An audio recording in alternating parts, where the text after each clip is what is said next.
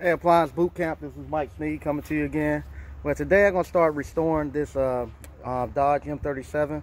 What I need to do, I need to put some protective over the paint. I thought about repainting our channel car, but as I look at it, I like the patina that's on it, kind of like the age and all the little pieces of rust and the different colors of colorations on the paint.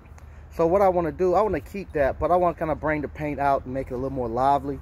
And what we do to do that, we're going to use what we call right here some boiled linseed oil and a little bit of mineral springs. And I'm going to mix it. I'm going to mix it 3 to 1. And I'm going to use this to actually polish it out. And when I polish this out, what it'll do, it'll put a protective coat over top of our actual truck to keep it from rusting. Also, it'll bring out those colors a lot better. It'll give it a little bit more of a shine and a luster. And I can do this about every couple of months and keep it protected. Don't have to worry about it getting rusted or anything. And I'm going to do that. And I'm going to give you like a before and after. So I'm going to go let you see how it looks. Okay, here we go. Here go before. You can see I want to keep kind of that patina that you see, kind of like the wear on it. I want to keep that. I think that that kind of gives it a little bit more of a rugged look. It's a little bit more authentic. It's not so much I want something where I'm afraid that if I drive it someplace, somebody's gonna actually put a dent or a scratch on it. I want to kind of make sure it shows its badges, as they say. Well, so what I'm gonna do, I'm gonna start putting my little mixture together that I have here. I'm gonna put that together, and I'm gonna start buffing it out. And when I get done, it should shine pretty good. It'll look real nice. All right, so what I'm gonna do now is get started buffing it. And all I'm gonna do, I'm gonna take I got 2 of these cloths, these terry cloths. I'm going to use one that I use my mixture for.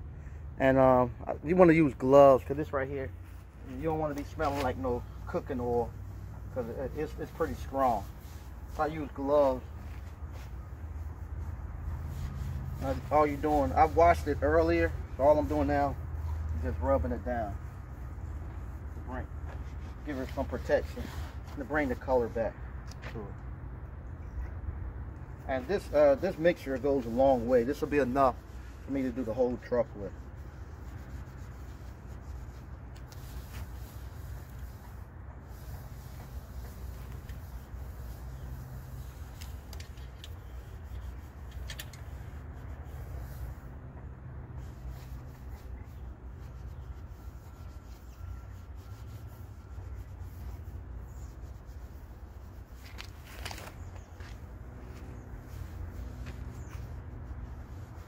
And I like to use the boiled linseed oil rather than just a regular linseed oil. I found out if I use the regular linseed oil, it leaves like a little sticky film, but the boiled one doesn't. So I'm going to continue wiping it down. And once I get done, I'll come back and do it before and let you see how it looks.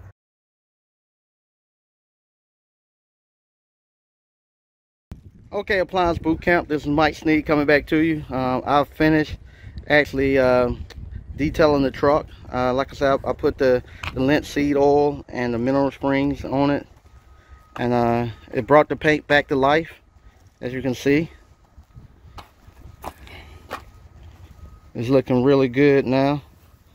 I'm actually really liking it now.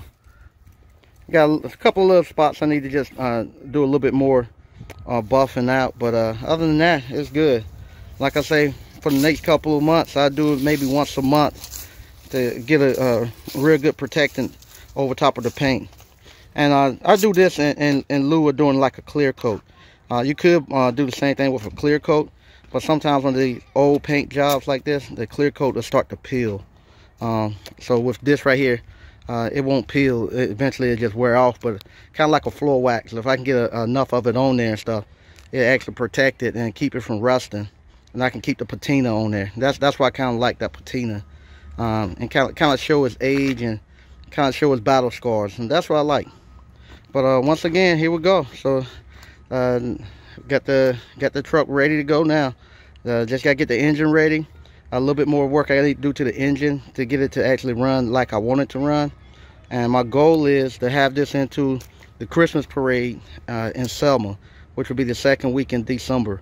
So that gives me about 3 weeks. I got about 3 to 4 weeks to get everything ready, get my logos on it, get it inspected, and get it ready to ride in parade.